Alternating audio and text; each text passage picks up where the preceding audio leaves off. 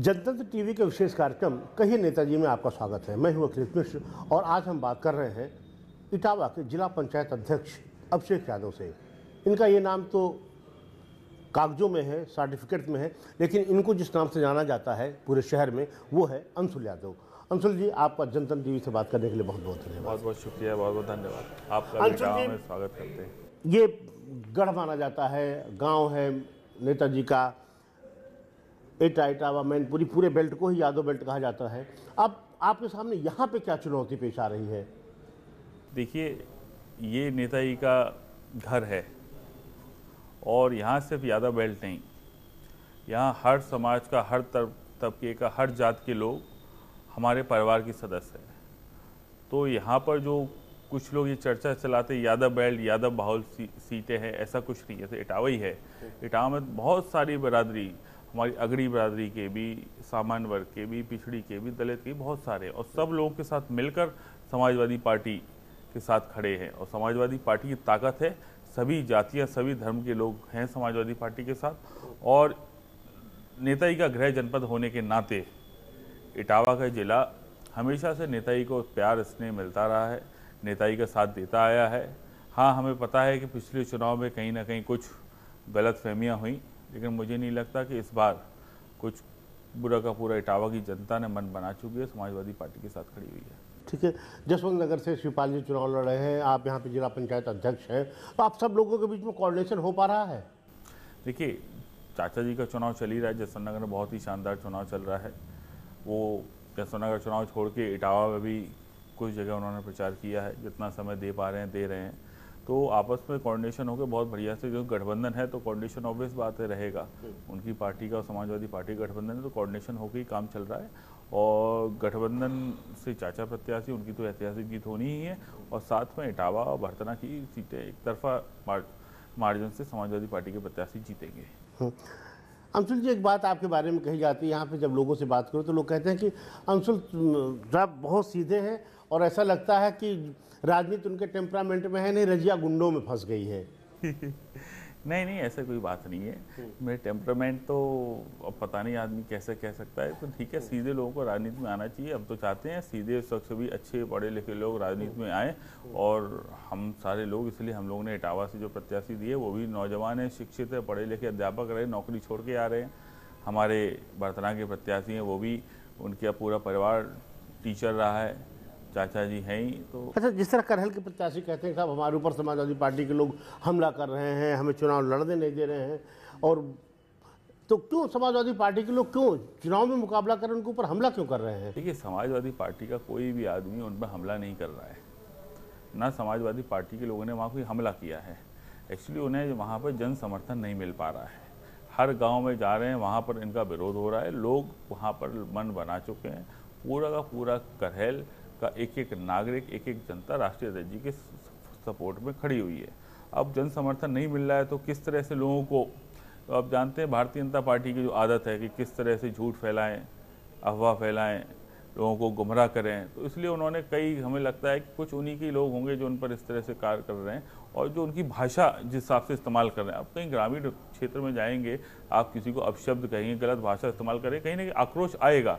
लेकिन कहीं ना कहीं ये कहें कि समाजवादी पार्टी के लोग कर रहे हैं, समाजवादी पार्टी के लिए किसी ने भी नहीं कराया है।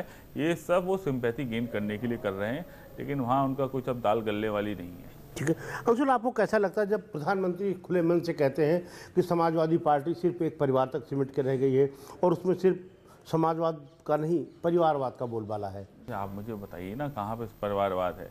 हम लोग यहाँ पर जितने लोग हैं, हम लोग चुनाव जनता के बीच जा रहे हैं, जनता के बीच चुनाव लड़के आ रहे हैं, जनता जिताकर भेज रही है। मैं खुद जिला पंचायत चुनाव लड़ा, जनता ने जिताकर भेजा, उसके बाद मैं अध्यक्ष का चुनाव लड़ा।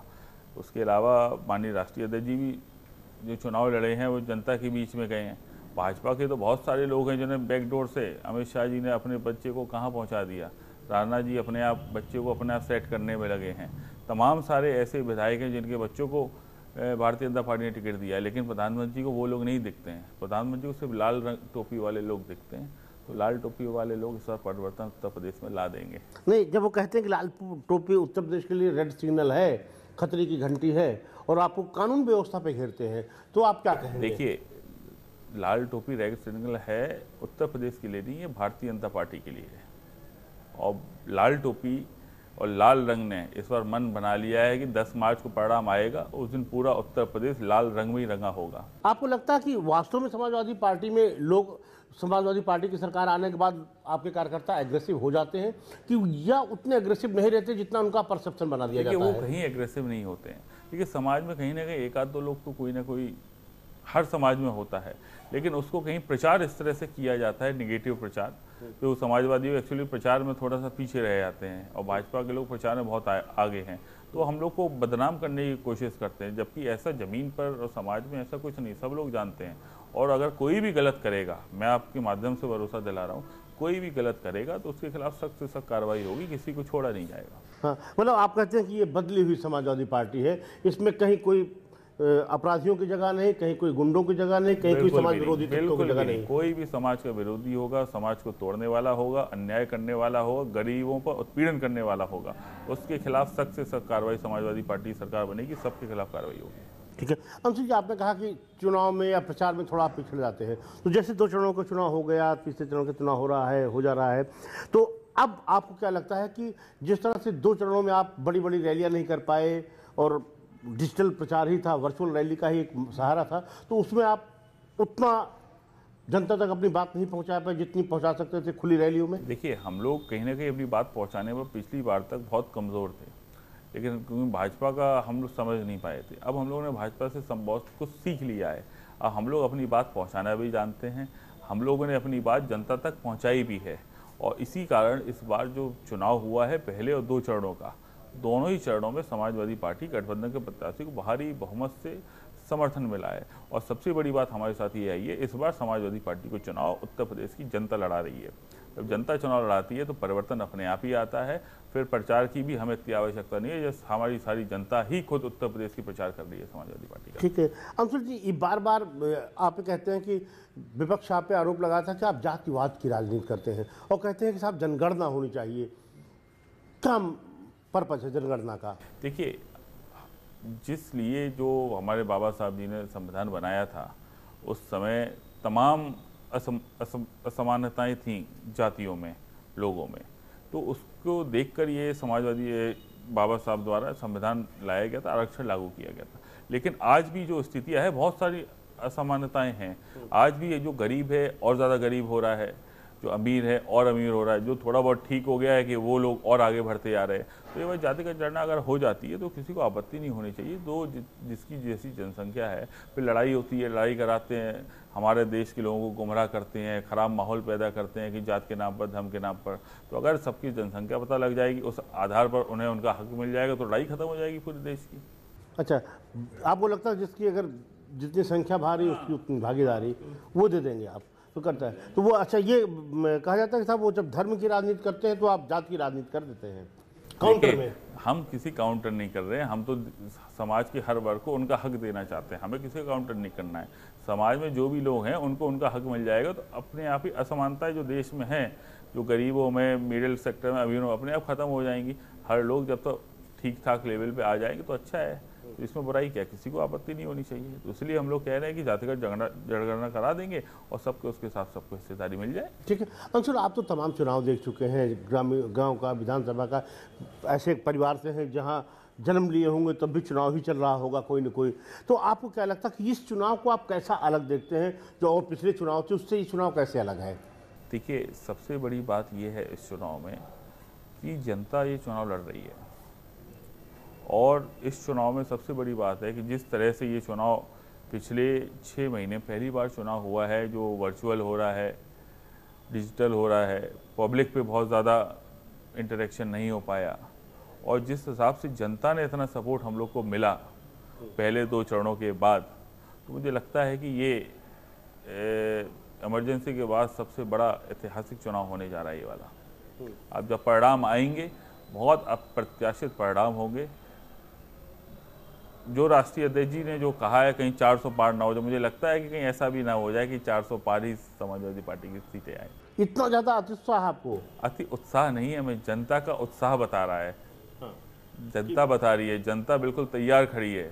अच्छा अंशुल जी, आपको लगता है कि इसका क्या फ़र्क पड़ेगा इस चुनाव में कि पिछली बार उनके पास कोई सीएम का कैंडिडेट नहीं था, कोई चेहरा नहीं था, इस बार वो योगी को आगे करके चुनाव लड़ रहे थे। पिछली बार एक कन्फ्यूजन था, कोई कह रहा था केशव मौर्य बनेंगे, कोई कह रहा था बघेल बनेंगे, कोई कह रहा था कि दिनेश शर्मा बनेंगे, तो एक कन्फ्यूजन था। लेकिन इस बार वो कन्फ्यूजन साफ है। तो क्या समाजवादी पार्टी के लिए चुनौती बढ़ी है या आप मानते हैं कि चुनौती आसान हुई है? कन्फ्यूजन कोई नहीं था, वो जनता को कन्फ्यूज करने के लिए उन्होंने ये सब किया था।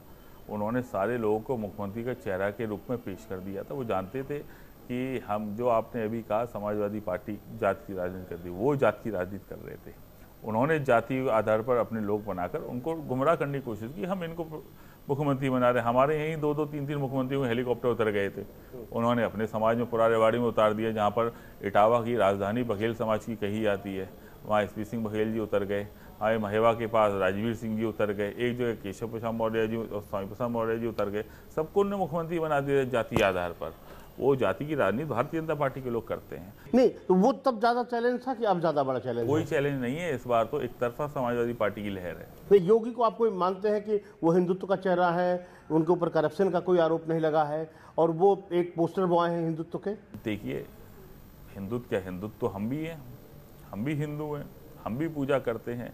अगर वो भगवा कपड़े पहन लेते हैं तो उसका मतलब ये थोड़ी ना है कि वो पूरा वो उसके चेहरा बन जाएंगे। हाँ, भारतीय जनता पार्टी उन्हें कोशिश कर रही है, लेकिन उत्तर प्रदेश की जनता सब जान रही है, सब समझ रही है। उत्तर प्रदेश के लोग इस बार बदलाव के लिए, विकास के लिए और राष्ट्रीय अध्यक्ष जी के समर्थन में वोट डालेंगे और उत्तर प्रदेश में गठबंधन की सरकार पूर्ण बहुमत से ऐतिहासिक जीत के साथ सरकार बनेगी। कंसल जी, जिस तरह से अखिलेश यादव जी लगातार रैलियां कर रहे हैं, 10-10 जनसभाएं कर रहे हैं, फिर रथ चला रहे हैं, आपको लग रहा है कि थोड़ी सी चुनौती बढ़ी है? उनको लग रहा है कि अब मेहनत और करना पड़ेगा? देखिए, ज़्यादा से ज़्यादा जनता के बीच जा रहे हैं, मेहनत कर रहे हैं, इसमें कोई बुराई नहीं है। और अच्छा है कि जितना ज़्यादा से ज़्यादा लोगों के बीच इंटरेक्शन हो जाए। जनता राष्ट्रीय अध्यक्ष जी के नाम पर आज वोट दे रही है। पूरा प्रदेश राष्ट्रीय अध्यक्ष जी के नाम पर, राष्ट्रीय अध्यक्ष जी के पीछे समाजवादी पार्टी के साथ खड़ा हुआ है। और राष्ट्रीय अध्यक्ष जी अगर ज़्यादा मेहनत कर रहे हैं, ये तो हमारे लिए अच्छा ही है। हम कार्यकर्ताओं के लिए और उत्साह करने की बात है। और जब राष्ट्रीय अध्यक्ष जी जब जहाँ पहुँच जाते हैं तो आप उनका कार्यक्रम सारा पूरे प्रदेश में देख रहे हो। जहाँ वो जा रहे हैं, जो उत्साह, जो जोश भर के, जो रिचार्ज करके, जो बूस्टर डोज दे के वो आ रहे हैं, तो उससे फिर भारतीय जनता पार्टी के लिए और ज़्यादा मुश्किलें खड़ी हो रही हैं। आपको लगता है कि उनका ये जो है कार्यक्रम जनता के डिमांड पे बढ़ता जा रहा है, जिस तरह जनता मांग कर रही है? बिल्कुल बिल्कुल बिल्कुल, जिस हिसाब से वो लगातार कार्यक्रम कर रहे हो, जहाँ जहाँ जा रहे हैं और जहाँ उनका रथ निकल जाता है, आप ये मानिए कि वो जगह पूरा साफ होती चली जाती है। सर, विपक्ष का कहना है कि देखिए, किसान सम्मान निधि मिल रही है, राशन मिल रहा है गरीबों को, हमने एक्सप्रेस वेज बनाए, हमने एयरपोर्ट्स बनाए, तो विपक्ष के पास कुछ है नहीं, इसलिए जो है वो बौखलाए हुए हैं। किसान का मुद्दा खड़ा कर रहे थे और हमने तीनों कृषि कानून वापस ले लिए।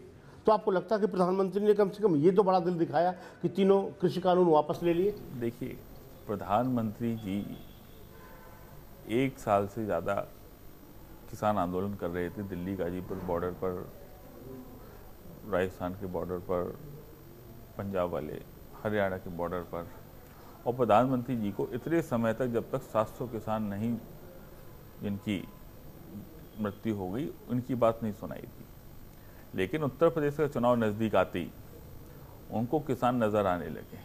उसका सबसे बड़ा कारण है, वो जानते हैं कि अगर उत्तर प्रदेश उनके हाथ से 22 में निकल गया तो 24 भी उनके हाथ से निकल जाएगा, कोई बचा नहीं पाएगा। इसलिए प्रधानमंत्री जी ने ये दबाव में आकर उन्होंने सोचा कि जिस हिसाब से नाराज़गी बढ़ रही है, भारतीय जनता पार्टी के लोग जब नेता जब क्षेत्र में जा रहे हैं, जिस हिसाब से उन्हें विरोध का सामना करना पड़ रहा है, तो उसको उन्होंने शांत करने के लिए इन कानूनों को वापस लेने का काम किया। उन्होंने कहा कि तीनों कृषि कानून वापस ले लिए गए हैं, अब वो पुनः नहीं लागू होंगे। वो तो आप लोग कह रहे हैं कि नहीं साहब, वो चुनाव के बाद फिर तीनों कृषि कानून लगा दिए जाएंगे। हम प्रधानमंत्री के वायदे पे तो भरोसा करेंगे ना? देखिए, हम प्रधानमंत्री की बात, उन्होंने जो कहा हम तो कह रहे हैं उन्होंने वापस कर लिए, लेकिन जनता को उन पर भरोसा नहीं है, क्योंकि इतनी जुमलेबाजी वो पहले बोल चुके हैं, इतने झूठ बोल चुके हैं। जनता जानती है ये सिर्फ चुनाव के समय बड़े बड़े सपने दिखा देते हैं, चुनाव के बाद ये किसी को याद नहीं रखते। चुनाव के बाद अगर इन्हें याद आते हैं, देश के बस पैसे वाले लोग याद आते हैं। इसलिए जनता इनकी बातों में नहीं आ रही है, जनता बदलाव चाहती है। इटावा में ही माननीय मुख्यमंत्री जी आए थे, इटावा में ही उनका कार्यक्रम था और इटावा की रैली को उन्हें फोटोशॉप कर अपने ट्विटर हैंडल पर डालना पड़ा। वो भी लोगों को पता चल गया उन्होंने किस तरह से फोटोशॉप किया था। जो आप स्थिति आप देख लीजिए क्या है भारतीय जनता पार्टी की, यहाँ पर सारे लोग समझ रहे हैं बस वो इंतजार 10 मार्च का कर रहे हैं कि सब जानते हैं, प्रधानमंत्री को भी पता है उत्तर प्रदेश से क्या परिणाम आने वाला है। तो वो उस फोटोशॉप को बड़ा रिएक्शन है क्या? ना, रिएक्शन नहीं, हम ये बता रहे हैं कि जब उनके खुद के मुख्यमंत्री की सभा में भीड़ नहीं हो रही है, अमित शाह जी अभी यहाँ अछलदा में थे हमारे, वहाँ भीड़, सारी कुर्सियाँ खाली पड़ी रहीं। कल हमारे उप मुख्यमंत्री केशव प्रसाद जी थे, उनकी पूरी सभा खाली पड़ी रही। तो जो भारतीय जनता पार्टी के नेताओं समझ में आ रहा है 10 मार्च को वो बस इंतजार कर रहे हैं कि अपनी विदाई की तैयारी कर रहे हैं, वो 10 मार्च को सबकी विदाई हो जाएगी। ठीक है अंशुल, जिस तरह से बीजेपी राम मंदिर को लेकर के पूरे देश भर में एग्रेसिव है और कह रही है कि साहब के राम का मंदिर बहुत पुराना वादा था, हमने पूरा किया, 370 हमने पूरा किया, काशी विश्वनाथ का कॉरिडोर बनवा दिया, और वो एक आपको लगता है कि ये इसका फायदा कहीं ना कहीं भाजपा को मिल जाएगा? देखिए, राम मंदिर के नाम पर इन्होंने देश को पहले भी नुकसान पहुंचाया। हमारे कोर्ट का निर्णय आया, कोर्ट का निर्णय आएगा, उसको हर कोई मानेगा। जो कोर्ट ने आदेश किया उस पर कार्रवाई आगे बढ़ी, उसके नाम पर इन्होंने पूरे प्रदेश में हर जगह चंदा वसूलना शुरू किया, और उस चंदे में कितना बड़ा घोटाला हुआ है वो तो जब आने वाले समय जांच होगी तभी पता चलेगा। और जो वहाँ पर मंदिर के नाम पर जो ज़मीन में घोटाला हुआ वो सामने आ चुका है। हमारे इटावा में ही हमें पता है, मेरी जानकारी में है, कई जगह जो राम मंदिर के नाम पर चंदा लिया गया वो पैसा भारतीय जनता पार्टी के लोगों ने चेक का पैसा अपने खाते में डालकर पूरा का पूरा निकालने का काम किया है। इसकी लिखित शिकायत भारतीय जनता पार्टी के राष्ट्रीय नेतृत्व को लिखित में भाजपा के कार्यकर्ताओं ने भेजी है, भाजपा के जिलाध्यक्ष के खिलाफ भेजा है, भाजपा के नेताओं के खिलाफ भेजा है। जो पैसा, जो चेक दी गई थी, वो चेक किसी उनके व्यक्तिगत आदमी के खाते में लगाकर पैसा निकाल दिया गया, जो चेक राम मंदिर के लिए भेजा गया था। तो वो तो सब अगर जांच हो जाएगी तो राम मंदिर पर भी बहुत बड़ा घोटाला इन्होंने किया है। जब राम के नाम पर जो सत्ता में आए और राम के ही घोटाला कर रहे तो राम ही इन्हें विदा कर देंगे। आपको लगता है ये कोई चुनाव का मुद्दा नहीं बन पाएगा? कोई चुनाव का मुद्दा नहीं है। चुनाव का मुद्दा, जनता काम चाहती है, जनता सहूलियतें चाहती है। अब जैसे अभी आप बता रहे थे राशन दे रहे हैं, अब राशन इन्हें 3 महीने ही क्यों नजर आ रहा है? मार्च के बाद क्यों राशन नहीं देना चाहते? तो जनता समझ रही है चुनाव के लिए ये सब काम कर रहे हैं। अगर इन्हें राशन अगर देने ही था, देते पहले से। लगातार 5 साल रहे, राशन दिया नहीं। अब चुनाव आ गया है तो राशन का लोगों को लालच दे रहे हैं, कह रहे हैं हमने आपको नमक खिला दिया, अब हमारे साथ गद्दारी मत करना नमक खाने के बाद। ये भाषण है भारतीय जनता पार्टी के प्रत्याशी लोगों के। तो आप भी आ गए हैं उसी लोक लुभावन वादे? देखिए, लोक लुभावन वाला वादा नहीं है। अगर जनता को जरूरत है तो सरकार की जिम्मेदारी उन्हें देने की, लेकिन ये लोग सिर्फ चुनाव के लिए 3 महीने के लिए कर रहे हैं, मार्च तक। हमने तो 5 साल की तैयारी कर रहे हैं, क्योंकि जिस दिन सरकार बनेगी उसके बाद से तैयार चालू कर देंगे, 5 साल तक देंगे। ये तो सिर्फ चुनाव के लिए स्टंट खेल रहे हैं। अंशुल जी, जिस तरह आप एक एक सवाल का जवाब दे रहे हैं, लग रहा कि आप कुशल नेता हो गए हैं। लोग कहते हैं आप सीधे हैं, लेकिन आप सीधे हैं नहीं, हैं आप कुशल नेता ही। ये बताइए कि जिस घोषणा पत्र में जिस तरह से आपने कहा कि हम 300 यूनिट बिजली फ्री दे देंगे, पेट्रोल देंगे, डीजल देंगे लोगों को, क्या ये वास्तव में संभव है? विपक्ष तो कह रहा साहब उनके शासनकाल में तो ना बिजली रहती है, ना किसी को सड़क रहती है, तो ना पेट्रोल की जरूरत पड़ेगी। देखिए, 2012 में भी घोषणा पत्र समाजवादी पार्टी का आया था, और उस समय जो लैपटॉप का जो वादा राष्ट्रीय अध्यक्ष ने किया था, उस समय भी यही आरोप कांग्रेस और भारतीय जनता पार्टी दोनों लोगों ने लगाए थे। पेंशन के मुद्दे पर भी लगाया था, और किसानों को जो बीमा के मुद्दे पर भी लगाया था, दुर्घटना जो हम लोग बीमा दे रहे थे। उस समय यही था कि इतना पैसा नहीं आएगा, पूरे प्रदेश का पैसा इसी में खर्च हो जाएगा, लोगों की तनख्वाहें कहाँ से आएंगी, सड़कें कैसे बनेंगी। लेकिन पिछले 5 साल की समाजवादी पार्टी की सरकार में एक्सप्रेस वे भी बना, लैपटॉप भी बटे, पेंशन भी मिली, और बहुत सारी योजनाएं, जनेश्वर मिश्र योजना, हमारे डॉक्टर लोहिया जी की योजना, ग्राम योजना से लेके, और तमाम सारे हमारे बिजली के विभाग में काम हुए। जितना काम कर सकते थे हमने किया। तो अगर ये घोषणा पत्र हमने जारी किया है तो राष्ट्रीय अध्यक्ष जी, हर आदमी जानता है, राष्ट्रीय अध्यक्ष जी उतना ही कहते हैं, जो करते हैं, बोलते हैं, कहते हैं, जितना वो कर पाते हैं। अंशुल जी, आपके नेता तो उल्टा बता रहे हैं ना, आप लोग तो खिलाफ है सरकार के, बीजेपी के। वो आप कह रहे हैं कि साहब वो पेट्रोल डीजल सब चीज़ें, खाद की कीमतें बढ़ा करके ले लिया है, 80,000 दे रहे हैं 12,000। ऐसा तो नहीं है ना, बीजेपी ने कुछ काम किया तो? नहीं, बिल्कुल सही बात है, क्यों नहीं दिया है? आपने लोगों को सिलेंडर बांट दिए, कितने महंगाई डायन आता था, कितने सिलेंडर रख कर धरने होते थे। आज सिलेंडर कहाँ पहुँच गया, किसी के मुंह से आवाज़ भी नहीं निकलती है। 1,900 रुपये, 1,000 रुपये पहुँच रहा। डीजल पेट्रोल के रेट कहाँ जा रहे हैं? लेकिन भारतीय जनता पार्टी के लोग जो पहले चूड़ियाँ भेजते थे प्रधानमंत्री को, जो सिलेंडरों को रखकर पूरा हाय तौबा मचाए रहते थे, आज उन लोग के मुंह से एक शब्द भी नहीं निकल रहा है। ठीक है अंशुल जी, हम अभी देख रहे थे आपके घर के सामने बहुत लोग थे, ऑफिस में बहुत लोग हैं, जहाँ आप निकलते बड़ा लोग घेर लेते हैं और आप लोगों के साथ मैन टू मैन कांटेक्ट करते हैं, तो लोग क्या कहते हैं आपसे? क्या कहते हैं कि अंशुल जी उनको कुछ डिमांड होती है कि वो चुनाव में कहते हैं कि साहब इस बार हमें परिवर्तन करना है? देखिए, जो लोग आपको दिख रहे हो सकता है कुछ पार्टी का करता हो, लेकिन बहुत सारे इस बार आम पब्लिक, आम जनता आ रही है जो कह रही है कि हमें आप बताइए हम क्या करें, हम कैसे काम करें, हम कैसे आपका साथ दें, हमें परिवर्तन लाना है। हम परेशान हैं इस 5 साली सरकार से। जिस हिसाब से भ्रष्टाचार हुआ है, जिस हिसाब से थानों में वसूली हुई है, थानों में झूठे मुकदमे लगाए गए, आम जनता बहुत परेशान रही है। इटावा आप सोचिए, जनप्रतिनिधि लोग हैं भारतीय जनता पार्टी के, अब वो थानों से वसूली कर रहे हैं। अब जब थानों से वसूली करेंगे तो वो सारे लोग आपके हाथ से बाहर निकल जाएंगे। अच्छा, इस इलाके में सर चूंकि कृषि प्रधान इलाका है अंशुल जी, तो ये कृषि, गौ, आवारा पशु भी एक बड़ी समस्या है। बहुत बड़ी समस्या है। आप सोच नहीं सकते, रात रात भर लोगों को अपने खेतों की रखवाली करनी पड़ती है। कई बार इनकी वजह से, हमारे गौ पशु की वजह से गाँव में आपसी विवाद भी हुए हैं, क्योंकि इस क्षेत्र के गांव के लोगों ने सारे पशु रात भर 5-10 लोगों ने उधर भगाए, उधर के लोग फिर इधर भगा रहे, कई बार उनमें आपस में विवाद भी हुआ। अच्छा, आपको लगता है कि सर जिस तरह से मतदाता सूची में और चुनाव आयोग का जो रवैया है वो उस पर आप लोग उंगली उठाते रहते हैं, तो आपको लगता है कि अभी चुनाव निष्पक्ष हो पा रहा है और आपके मतदाता वोट डाल पाएंगे? तो क्या आपको लगता है कि मतदाता सूची से बहुत बड़ी संख्या में नाम काट दिए गए हैं खास वर्ग के?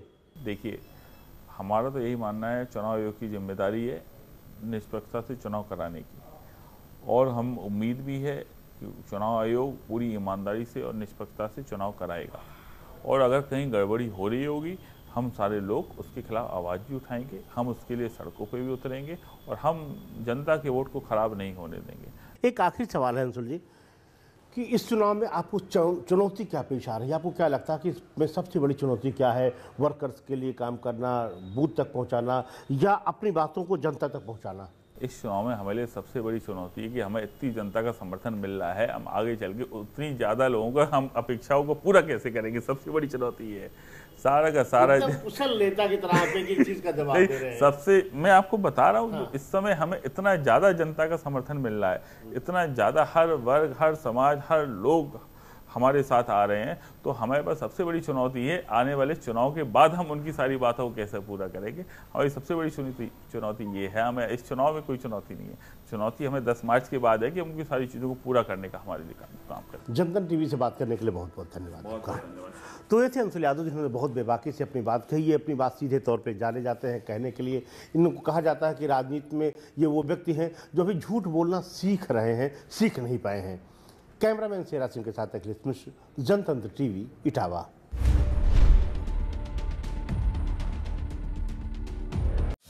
खबरों के निष्पक्ष विश्लेषण के लिए सब्सक्राइब करें Jantantra TV and press the bell icon. Never miss any update.